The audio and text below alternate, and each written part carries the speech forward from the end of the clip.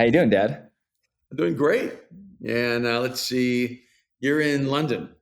I'm in London. Just got back from Paris today, this afternoon. So you It were in is. Paris yesterday. No, I was in Paris today. Okay. And then where are you right before Paris? In Paris, I was all over. I was in Greece, and then before that, I was in um, Copenhagen with you, and it was awesome. And that's where I want to start because me and you took an adventure. You came to London, and then I guess Europe, UK, for Scandinavia for 2 days. We're over here for literally 2 days, I flew in and on we Sunday morning and flew out Wednesday morning. yeah, yeah. So I guess longer than 2 days. It was a brutal trip for you, but we went to a fantastic restaurant called Noma, which is in Copenhagen. And you want to walk us through it? Just the way you said Copenhagen made you sound like you're from the Northeast or something. and, Well, I'm not, and I have no interest of being from there. yeah.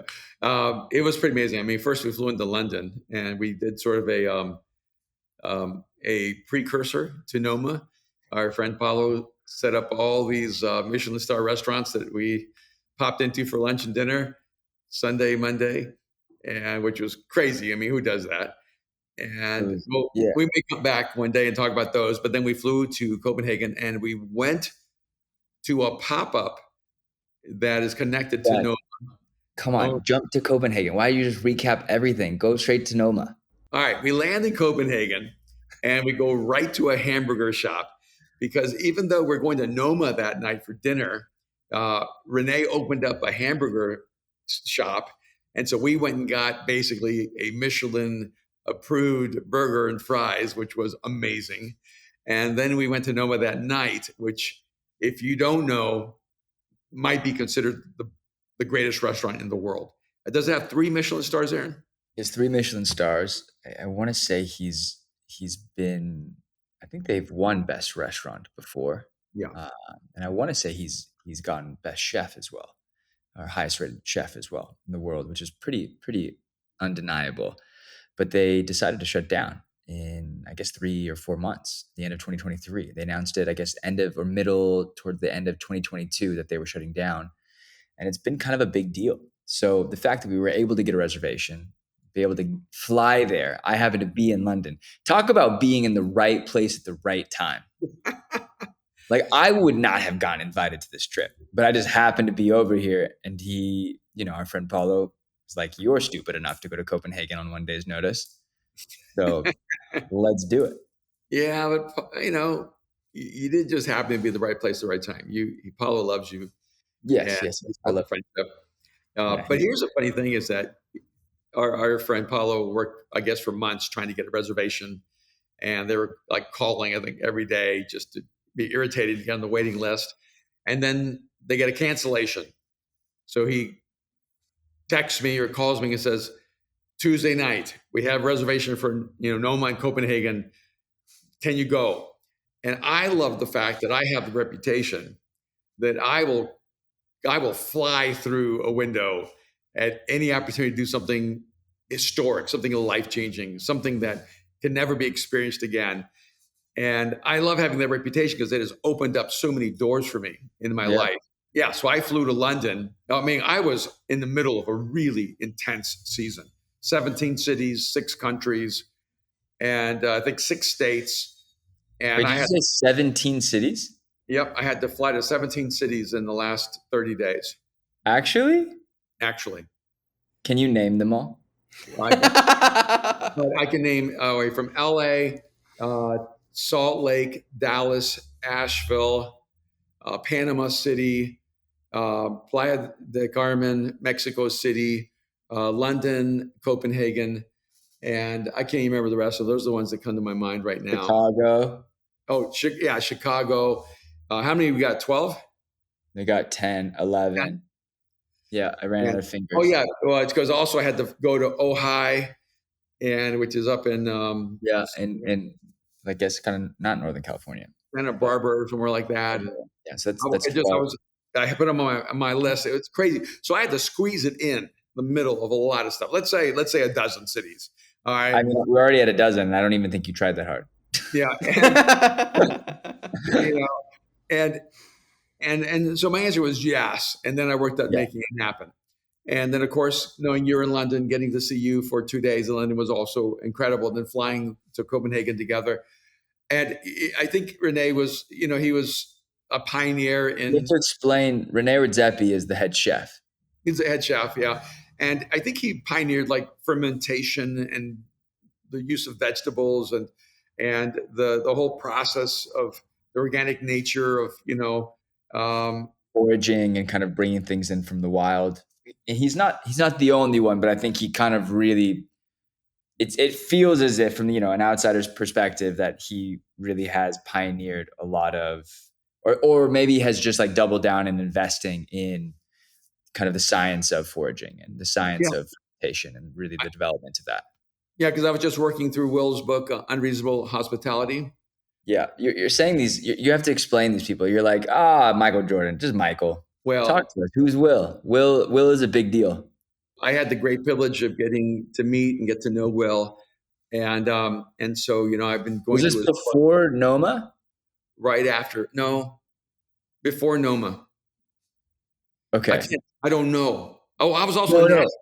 That's another city I was in, Oh, you were in Nashville. Nashville, 13. Yeah, yeah, and so that's where I met Will, and so I started working through Unreasonable Hospitality, and he talks about Noma and Renee's pioneering work and being influential, and of course, Will is 11 Madison and Park. Is that it? 11 Madison Park. 11 Yeah. Madison Park, yes. EMP. Yeah. Also became known maybe one of the greatest restaurants in the world and number one Yep. in the world. Yeah, and so he was alluding to different people who inspired him and who, in a sense, pointed the way. So for me, I will do everything I can to experience or see genius. Like that for me is like when people say, "Are you a foodie?" Yes, to a degree, but I'm a geniusy. Like if someone says you can go watch Messi play soccer, I'm going to go. Yeah. If someone said to me, "Hey, you had a chance to watch whatever Bobby Fischer play chess," I would be there. It doesn't matter to me what domain it's in. When someone achieves something that is unique, it's a work of genius. There's beauty involved. There's artistry. I want to be there not only just for the privilege of getting to experience it, but to learn. I want to absorb their genius into my own soul and walk away being different than I was. And so there was no question. We're going to Noma. We're going to get there. And it's vegetable season. And anybody knows I'm a carnivore, and Yeah. So explain that a little bit because I think, I didn't really know until I read his book or a book that was written on him called Hungry, which is, actually it's like top three for me outside of your books. It's one of my top three favorite books. Um, and it's a phenomenal book by Jeff Gordinier on Rene Redzepi, following him around and kind of his season. Noma had a different, where the burger place was across the street or across the alleyway was where his original restaurant was, Noma. And then they rebuilt. They built a new version and a new like house and a home for them.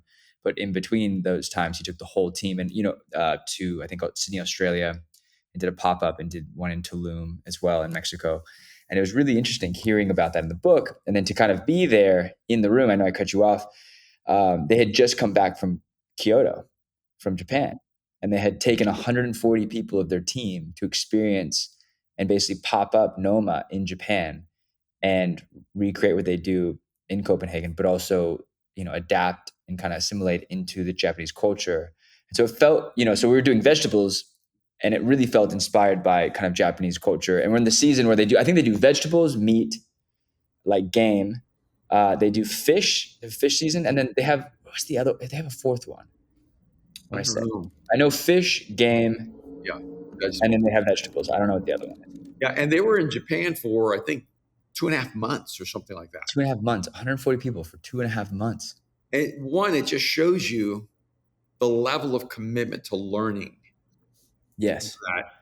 that so if you're the best chef in the world, you could have this mindset that you already know more than everyone else. Yeah. And, and yet here you have this person who is a genius who many consider the best in the world. And he takes his entire team to Japan to learn and to learn together, which adds something else to me, that he doesn't try to create an environment where his staff thinks he's the source of all learning. Like, he takes them somewhere else, and he's not intimidated by the genius of other people. He just absorbs it into his own genius to create something new. And that, to me, may be the most important lesson coming out of Noma. Genius does not fear genius. It embraces it and is transformed by it. I texted you when I found out that I was going to Noma when Paulo Yes, you called me, did. and Paulo like played it off so subtle. I guess I knew maybe a week before we went because I had just landed in London and I jumped in a car and was meeting a friend for dinner, or I think, yeah, no, I was going somewhere for dinner. It was kind of late, and because here it stays out. I mean, right now it's 7:47, and it feels like it's 2 p.m. in the afternoon. The sun's still out. And I remember being in the Uber and I get a call from Paulo, and I'm like, he never calls me. And then he texts me. I was like, hey, can you call me? And I was like, he never texts after he calls.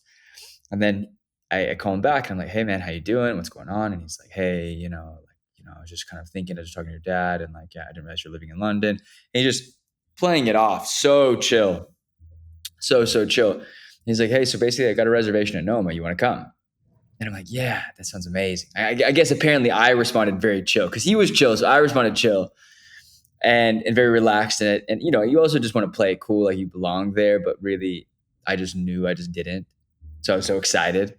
And then I knew you were with a bunch of people and that you were going to read my text and you were probably just going to get like a little profile or like a little, what is it called? Like the first line preview of my text. So I texted you, I pulled it up. I texted you, I'm about to get arrested in London for taking off all my clothes and screaming, we are going to Noma. What? Noma? No. Ma. All right. So now I It's like remember. 8 texts long, so everything's in all caps. And I just wanted you to read, I'm about to get arrested in London, and be like, oh my gosh, my son is never coming home. Yep. I was in Nashville actually with Paulo's wife, Jamie, and Yes. with Will Garrido from Unreasonable Hospitality. Yes. When I get the call from Paulo, I step out of the meeting. He says, you might go to Noma. I'm like, I could light myself on fire. I was just so excited. And I think Jamie was shocked that I was that excited about it. But I was. And so I'm like, I'm sitting here meeting 11 Madison Park. I'm getting a phone call saying I'm going to Noma in Copenhagen. I live an unfair life. I love my life. I keep it very private. I try not. I try to keep a lot of this. I do. You keep your life private. My man, I was just listening to your wonderful talk, which this talk is phenomenal, by the way. First off, I'm reading your book right now again. Yes. Reading it backwards now because I think it actually you write backwards, which is really interesting. So I started from the last chapter on the train over here, the Eurostar. And you are not a private person. I am a private person. You are a public person. I try to live an understated life because I feel the opening of your very beautiful and elegant message is, I get to live this wild life. I just want to share it with you. I do. I've given up. I'm just going public with how good my life is, how much I love it. And I'm getting comfortable with it, even though it makes you a little bit uncomfortable. You should be comfortable with it, or you should feel you deserve it. I don't deserve it. You deserve it. I did not deserve what I got at Noma. I have the menu. Actually, this is crazy that you said that you're, what is it? Not a foodie, you're a geniusy. But I think you're a genie. That's what it should be. You're a foodie, you're a genie. But I actually have been reading your book, and I'm using the menu from Noma as my. They don't give you a menu, so that's really the unique thing about the restaurant. There's no menu. You walk in, you sit down, and they just start. You eat what they serve you. Ah. Yeah, it's so good. You eat, you sit, and then you eat what they serve you. But they give you a menu afterwards to save as like a little token. And so I have the menu, and I've been using it as my bookmark for your book because genius deserves a genius bookmark. But it's interesting because when we got to the hamburger shop, that again, it's the same chef, right? But our friends were all telling them what they wanted on the burger and what they didn't want on the burger. And when I got up there, I said, I want the burger exactly the way it should be experienced. And I And got up there and said, I don't like onions. no, and she said, thank you. I thought that was an interesting response. Thank you. And then the guys go, oh, yeah, yeah, I'll take it like that too. And I'm like, why would I travel the world to eat the genius of a chef and then tell him how I want that burger cooked and decorated for me? But Like, maybe this is something I need to grow in, because you did say that you're like, I want, and you're so annoying. You're like flamboyantly, like pretentiously saying, I want it exactly how Chef Rene wants it. Please let him know. I'm like, he not there. He's not there. And I was like, I don't want onions. Like I want everything else, just no onions. And then, Paulo and Todd were like, actually, we want it exactly how Chef prepares it. only when they heard me say it, then they They realized. jumped back on the bandwagon with you, and I was like, yeah, no, I still don't like onions. Like, tell Chef, I don't like onions. We're Well, good. then fly to Copenhagen. Just go to In-N-Out Burger and get it the way you want. Honestly, it was it's a restaurant called Popo, Yep. and it's like, I think it's of the people, or for the people, Yeah, for the community. That's what it means, I love and that.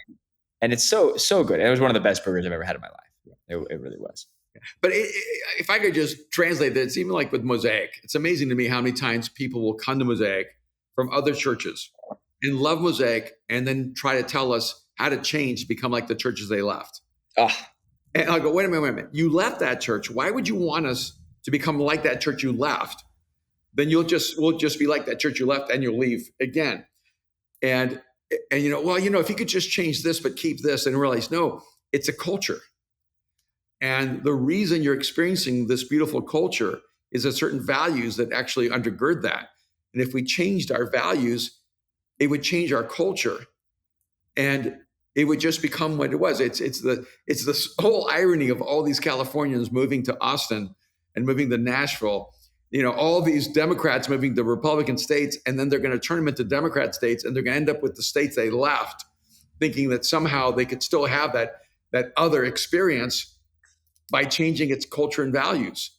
There's a reason why people leave California, which I love and live in, to those other states. Don't change those other states. If you're going to move there, then recognize that there's a menu, and the menu should be enjoyed.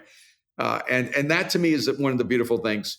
well, I just want to adjust your statement just a little bit. Okay. I want to just switch it to that there is no menu, that there is nothing to pick from, there's nothing to remove, that you just need to sit down. Afterwards. The menu is given to you afterwards. Like, After the experience. and that was something that I thought was really beautiful, because I get it. We're talking about the hamburger spot really initially, but now we're kind of switching over to Noma and back to the space. And I think why it's so important to talk about this is, I had this thought. This isn't even on rarely do we write a roster of things that we want to talk about, like a hit list, but today we did. But actually, I was writing this in my notes on the way to London from Paris, and what was it? Oh, I wrote this down in the different topics that I think we're going to hit in the arena. And I talked about one thing I want to ask you, and maybe not today, you don't have to answer it today, but maybe in the arena when we launch it August 16th. That's a little, advertisement for the new project we're launching, that we have, I think, 1,000 people signed up for right now, which is pretty incredible. And, which is it's pretty special. But you really have created, you're such an identifier of unique language. And within Noma, I thought something was interesting was, one, the language they used was very specific. But even beyond the language, the ecosystem that the language provided and created by the language they use, right? The ecosystem was very family, and everything you hear and see if you watch that movie, The Menu, or watch, a chef's table on Netflix, or watch these different documentaries about these, brilliant restaurants like 11 Madison Park, you're kind of made to believe that chefs are tyrannical, that the behind the scenes is insanity and very heavy. And maybe it is, right? Because when anyone's in something that has that level of excellence, you have to have, there's some madness behind it all, right?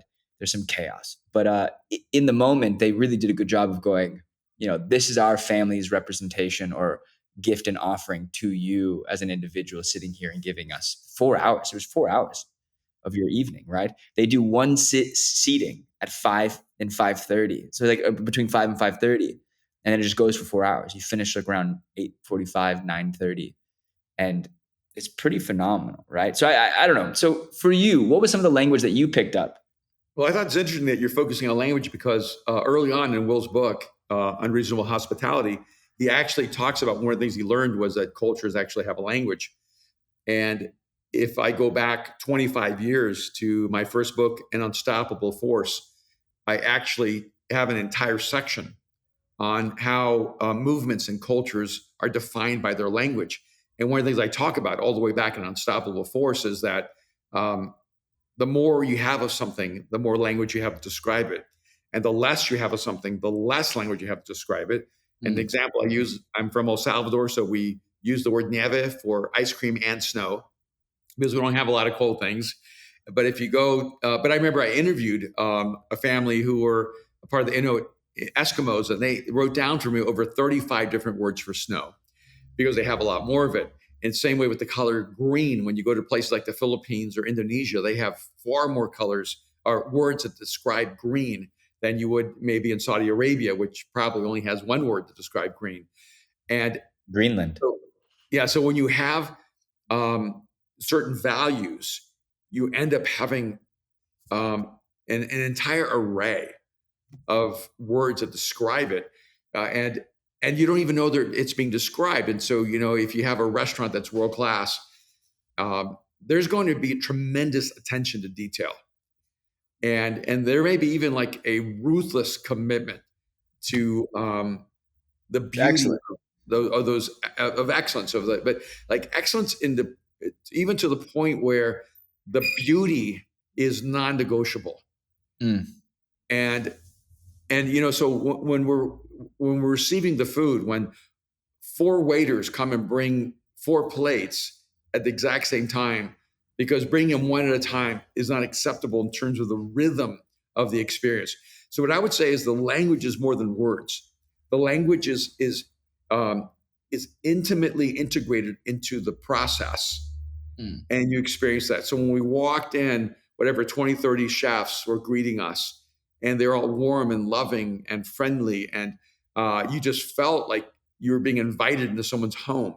You walk down this like kind of long exterior corridor, not corridor, I guess, like kind of runway that's by the river, that's next to these greenhouses where there's one that's like kind of your waiting greenhouse where you've checked in, they leave you there and they serve you like a tea or a drink or something that they've prepared for you, and then they guide you along this runway, and they just kind of say like go to the door. They don't really take you, they just like let you wander.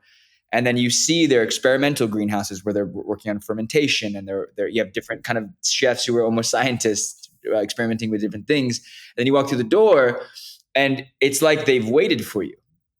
They're Rene Redzepi's sitting there, dead middle, surrounded by 40. I mean, I think it had to be 30, 40 chefs Yeah. and cooks that are flanking him, and it's welcome, welcome, welcome to Noma. Mm-hmm. And I'm looking at him, and to me, I'm going, this guy is kind of the Messi of food. He is a rock star. He is a savant. He's a genius. He has dedicated his life to speaking the language of like the culinary arts, and then to sit down is like there's an overwhelming sense of there's this effortless excellence where they're so excellent it's natural, right? Yeah, no, I think I love that phrase, effortless excellence. And in fact, I think you should build a whole conversation around that, Aaron, because I think that's a great observation. Yeah, yeah. I was thinking about how I've had people on my team at Mosaic where they worked really hard, but every time, in fact, one person in particular, every time there was a crisis or problem, he would run through the auditorium or walk super fast and carry so much stress that the whole room would see him. And he thought he was solving problems, but he was actually creating problems Oh, by creating stress and anxiety in the room. I mean, the person who in the middle of the crisis just looks like they're floating. They're not overwhelmed. They don't seem to be stressed. They bring an incredible sense of calm and peace. And I think that's the interesting thing is that here you are in this restaurant whose standards are so high that any reasonable human would say they're unreasonable. And the standards are so high, Yeah. and yet everyone seemed to be having so much fun. And it was so calm and peaceful and warm and inviting and hospitable. And that phrase, what was it? Effortless excellence. Excellence. And that is something to aspire toward.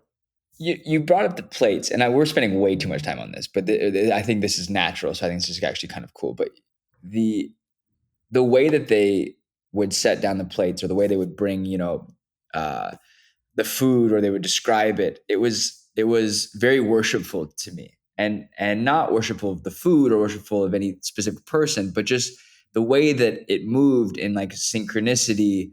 And it wasn't always perfect, but it was intentional, and it felt really interesting.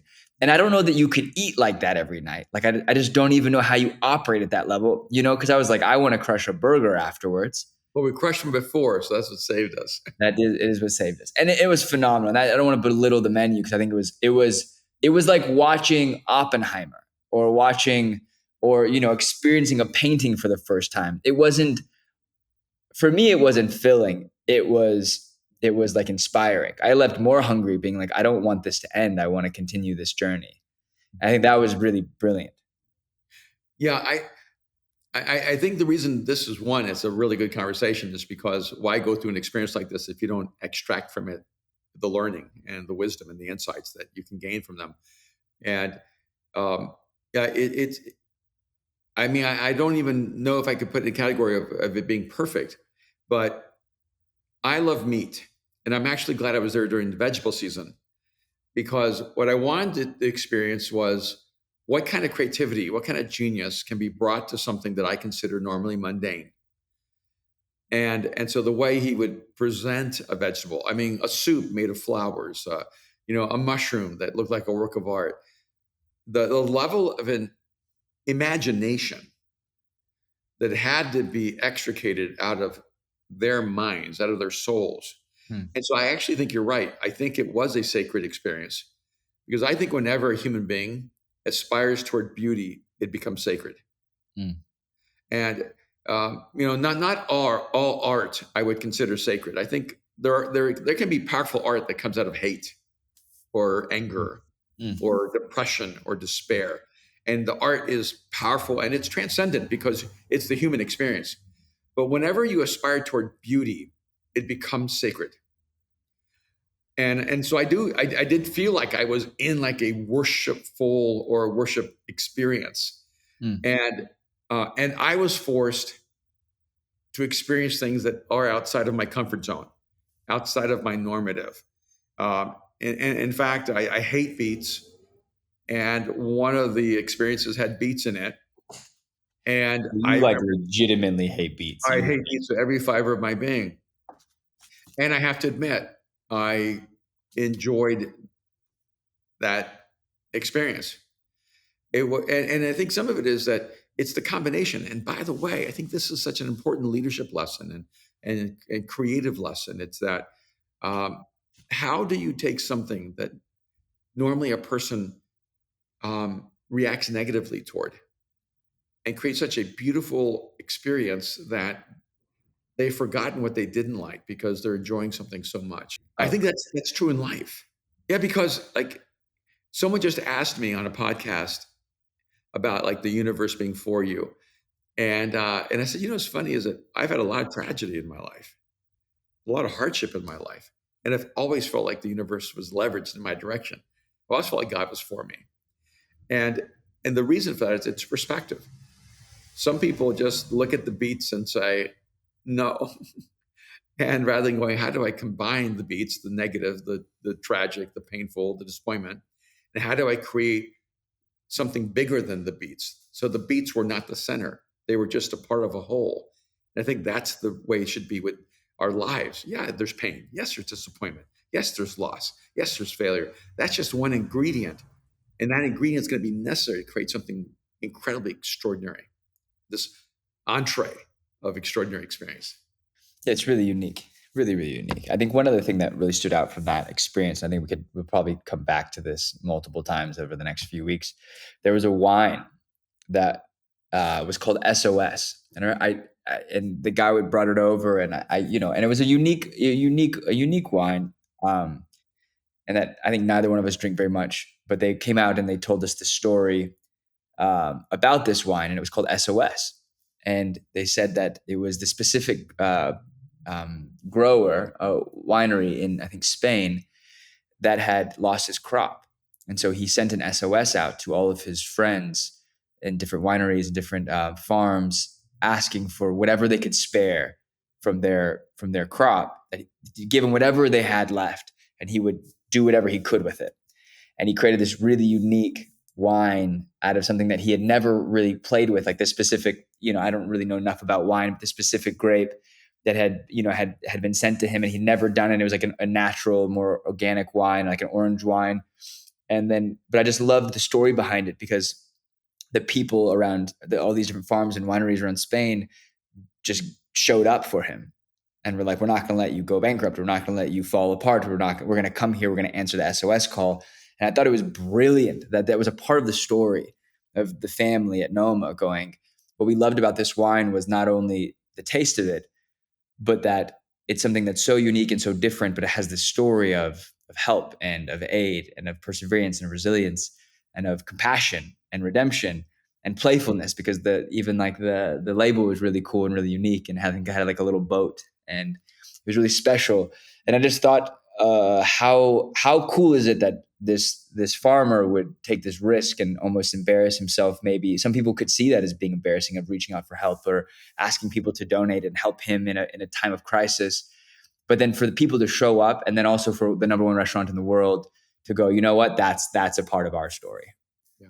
Like, we're going to show up for other people. I love that. And to me, it connects the human story. I've always been convinced that the best food in the world comes out of poverty. And that when you have, the reason I grew up with everything well done is because, growing up, you don't get as good a meat. And so when you're more impoverished, if you have meat, you have to cook it well done to kill the bacteria. And but like salsas and spices and flavors are almost always born out of poverty, because people were taking food and making them way better than they should have been. And so I look at places like Noma and 11 Madison Park and Pujol and all these places, and I think that most of those people have an incredible respect for the origins of food, for the story that is told behind it. And I think, what an incredible gift you have um, to get to explore, how do I make something extraordinary? And then I just bring it home and I go, I don't want to settle. I don't want to just eat. I don't want to just live. I don't want to just experience. I want to ask every day, how do I take the mundane of life and just add spice to it? How do I add flavor or color or design or beauty to make my life inspiring to me and to the people around me? And that's my takeaway is it's not that I got to have a meal at one of the best restaurants in the world, is that I got a reminder that life is filled with the potential to be beautiful and sacred and imaginative and creative. And it's up to me to be the chef of my life. I love it. I really want to talk about where you left me, because you left me in Copenhagen. You left me in Copenhagen. You went to Chicago, and you had this unique opportunity to go and go speak at an incredible conference. And would you mind talking to us about that for a little bit? I went from Copenhagen to Chicago via Munich, and I landed on Wednesday night. And on Thursday morning, I spoke at the Global Leadership Summit, and outside of Chicago, 7,000 people in the auditorium, 150,000 people around the world on live stream, and about 350,000 who will end up being all the registrants around the world. So it's a really a special opportunity. and they asked me specifically to speak on my new book, Mind Shift, and but they only gave me 15 minutes, and so I had to really be precise, and I had to cut away any excess and have this incredible moment with everyone there.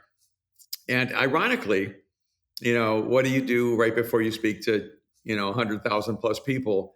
I said two words to myself, and I think we've talked about this before about having like positive trigger words, Yeah. and sometimes I say to myself, "This matters," and sometimes I'll make another statement to myself, but this time I just told myself, "Have fun," and maybe that I just came from Noma, and as a speaker, I want to be the guy who turns flowers into soup. I do, and frankly, as I listened to all the different speakers, I thought to myself, wow, I feel like I'm serving Chinese food in an Italian restaurant, you know, and Why do you feel that way? because most of the speakers are really coming from a organizational science perspective, and I realized that most of the learning is how to be successful in the business world, and so if you want to learn how to become a CEO or learn how to be an executive on a management level at a company, they're they're like that rhythm. That's the space, and I'm really the opposite. Very very different, and I think I speak much more to the entrepreneur, to the pioneer, to the founder, to the innovator who is trying to create something new, something unique as an outlier. No. This is an important metaphor. If everyone's making Italian food and you're making Italian food, then they can compare your Italian food to everyone else's Italian food. But if everyone's making Italian food and you make Chinese, now you're unique. They can't even compare you. You're just different. And I think that to me is what is exciting.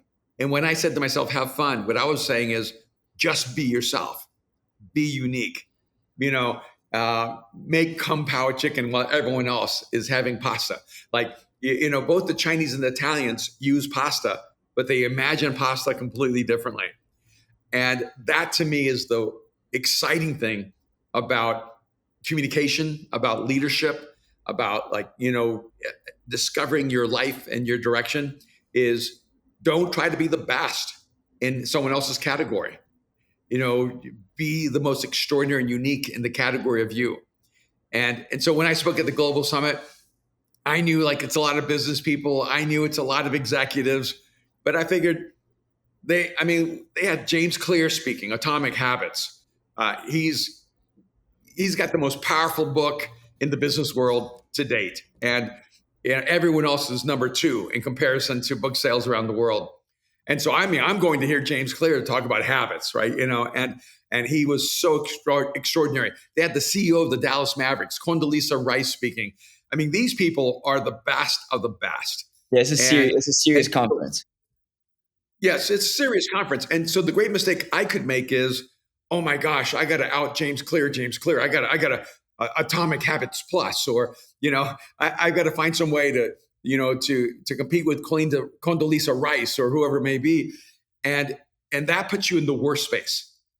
Like the best space to be in is I'm here to bring my unique version of me and the insights I have, and let it impact whoever it's supposed to impact. And I got a call yesterday from someone letting me know, and the multi-billion-dollar world, and they left me a message, and I talked to them today, and they said, "Hey, we want you to know we're in our 60s. Your message rocked us. Our daughter is 28, and it shook her life. Our daughter is not that open to faith, and it really impacted her. And on top of that, our daughter went to culinary school. So the moment you said Noma, she was in. She said, I respect anyone who's willing to travel across the world to go to Noma. What are the chances that happens?" And I knew that everyone has a certain frequency.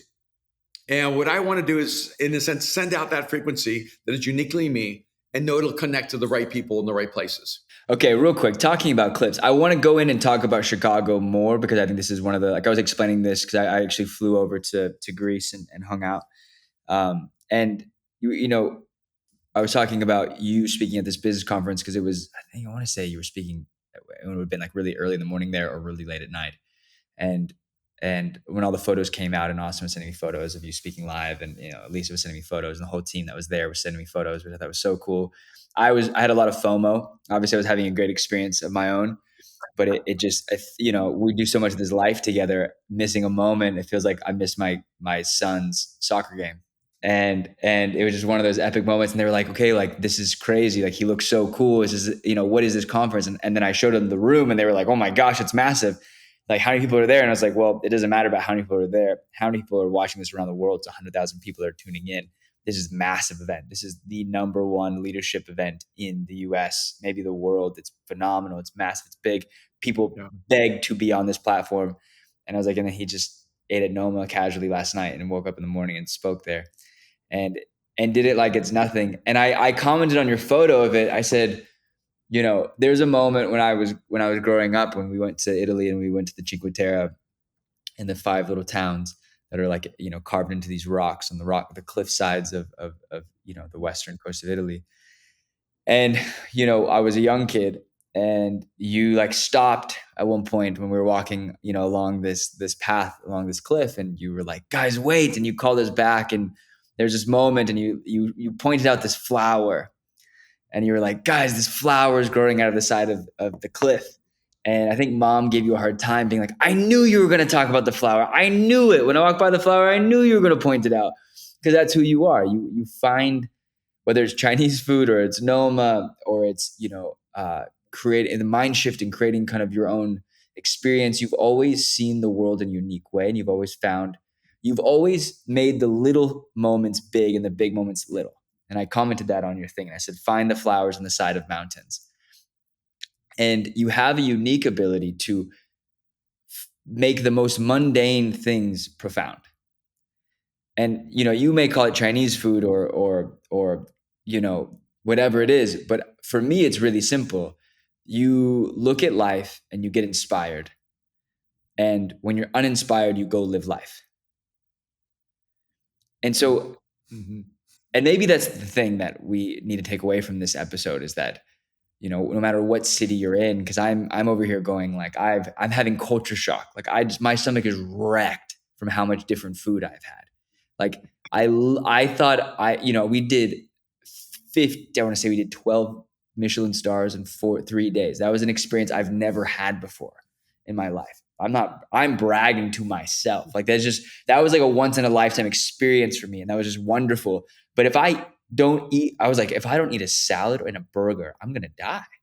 Like I need something, like I need like boring. I need like a white fish and like some potatoes. Like I just needed something so boring. So like, how do you live your life with such excitement and not just fall apart on the inside, right? Like how do you have that balance? And I want to bring up your book, but we're running out of time. We have like 8 minutes left. So I guess what we'll leave it at is you write in Mindshift, in one of the last chapters, you talk about there are certain things you can't keep even in moderation. Oh no, you talk about balance. There is no balance there. Everything is leveraged in a singular direction. And you talk about the best lived lives are radically skewed. That Mm-hmm. the most successful people, the most passionate people, the most artistic people live these really unbalanced lives. And how have you navigated that? I think because I'm looking at the list of cities that you've been in the last 17 days or last 2 weeks or whatever it may be. How do you manage living an unbalanced life? Yeah, I think that for me, it's answered in chapter one or chapter one, where it says it's I all knew about, you wrote this book backwards. and where it begins by saying it's all about people. Yes. That the way you balance it out, the way you don't self destruct, the way you live this life of adventures, you realize life is only worth living with people and that you love and that love you. And that has to become your anchor or your compass. And it goes back to when I knew I was going to marry your mom. I was in Laguna Beach overlooking the cliffs, looking down at the ocean. I thought this may be the most beautiful place I've ever seen. And at that moment, I realized, wow, this is a memory I'm going to have, but I'm not going to be able to share it with anyone. Mm. And that moment, I decided I'm going to go back. I'm going to ask him to marry me so that we can have shared memories together. Mm. And I'm all about shared memories. And I think you know that. That's why I've taken you Mm. all over the world. Mm. That's why I love taking your sister. That's why I do life. That's why we invite Austin to join us. It's because it Yeah. doesn't just work for us. We have shared memories of life Yeah. together. And there's no one who comes in proximity to me that doesn't step into shared memories together. Mm. And because for me, it really is all about people. Life is an adventure, and but it only has texture when there are people who matter in your life. And I think that's the key. Mm. There's so much left on the table here, and I really am mad that you have another podcast that you double stacked us. How rude of Well, you. it's because I have a book coming out called Mind Shift, and I have to get on podcasts. And Yes. we have a community coming out called The Arena, and we have to tell the world about it. So yes, our podcast matters, but right now I have people all over the world asking me to join their podcast. So I can talk about Mind Shift, I can talk about The Arena. So I'm going to go ahead and tap out of ours and tap into theirs. Sorry. Okay, well, we have 5 more minutes, so I'm going to plug a few more things. First off, I want to just I want to highlight something because we're a team, the three of us. And for one, we're not pushing, but we're talking about your book, Mind Shift. It doesn't take a genius to think like one, but it does take an idiot to not buy the book. So that's title I want to add. If you're listening to this, you better buy the book. Buy the book, dummy. Sorry. Good. Or, Um, or we could put it like this. If you gain value from everything that we pour into your life, yes. then I ask you to do two things. One, invest in yourself by picking up the book and reading it, because I've put it in such short form, the basic structures that will really help you for success. But more than that, would you help us get the word out? I would love to see this book as like a Wall Street bestseller, and because it puts Say the it. book business Say it. space be incredible, or even New York Times bestseller. And Amen. I cannot do that by myself. I need you, and I need everyone who listens to this podcast to be really, really engaged, to buy the book, to buy it for friends, to get friends to buy it, to get the word out. This is if those things happen. If I make the Wall Street or the New York Times, it'll happen because everyone who listens to our podcast, everyone who's a part of our community, decided to make that happen. It's not something I can do alone. If we make the New York Times bestseller, I will run naked in the streets. I will go to jail. I will end up in prison. I will do it. I will do. You will not do well in prison. You're too I will pretty. not do it in prison. I'm too pretty for prison. Let's just be real. I'd be like, "Hello, sir. So How did you get here?" let's not do that. We'll Let's not retract that. That's not a commitment. That was a I'm threat. joking. I'm joking. I'm joking. That's all sarcasm. That's a part of the frequencies. No, but I want to plug a few things here real quick. First off, Austin leads is a part of our team, and a couple of the videos that he's edited of your content, Dad, have hit the million view markers. That's And amazing. the first one that happened was like maybe 2 weeks ago. Was it last 2 weeks ago? And I was like, okay, like one time is like the reflection of the last 2 months of work. Like you have been grinding on clips, pushing clips to TikTok, Instagram, generating volume, and getting the word out and getting your voice out, Dad. But then we hit it twice. We broke the 1 million view marker, which is a big deal because your following on Instagram is it was at the time it was 170 or something. So it's going 10x, and now it's 192 or something. And not that it's about numbers, but I think it's a really big deal. So I want to applaud you, Austin. That was sick. Well, all those numbers represent people They do. and impacted by a framework, and so that's very exciting. And I love my most interesting stat. I think the stat that always interests me the most, not how many people view it, is how many people share it. Mm-hmm. Who actually send it and get it out to the world. And that's like always really interesting to me. And then we have the arena launching August 16th. And I'm very excited. I'm flying back from London to be with you guys so we can start really locking in for this launch. And I cannot wait. My time here is up. I'm coming back home. Mm. And now we're going to launch the arena and change the world. I'm very excited. And then last thing, we have 1 minute left. If you've never listened to a talk of yours, Dad, if anybody who's listening has never listened to one of your talks, which I couldn't imagine has happened, but you should check it out. And I want to link it in the bio or in the description of this episode. But your message, Epiphany, that you gave 2 weeks ago at Mosaic is a phenomenal message. I listened to it today after my phone call with Austin, and it really is something special and something unique. And I think you called me after and you're like, hey, I think I actually gave like a conference level message. And I was like, yeah. And then I listened to it and I was like, oh no. Like I think it was actually like a once in a lifetime message. And Yeah. thank you for And it. it's really about how to have new ideas. How to have new ideas. But really the way you open that talk is phenomenal. Talking about AI and having aha moments and be able to think generatively and creatively. It's brilliant. So if you haven't, check out that message. If you haven't pre-order the Mindshift book. If you haven't joined the waiting list for the arena, go to earlmcmanus.com and join the waiting list. Obviously, we just want to thank you guys for listening, for watching, for being a part of this podcast, and just giving us your effortless excellence and your continued commitment. We're really grateful for you. You are our team, you are our family, and we will see you hopefully next week when I'm back in LA. That's the end of the podcast. Is that cool? All right. Hey, can't wait to see you back in LA. Austin, thank you so much. Congratulations. Thank you for doing all that work in the videos. Absolutely. Dad, And, thank you for we're just speaking.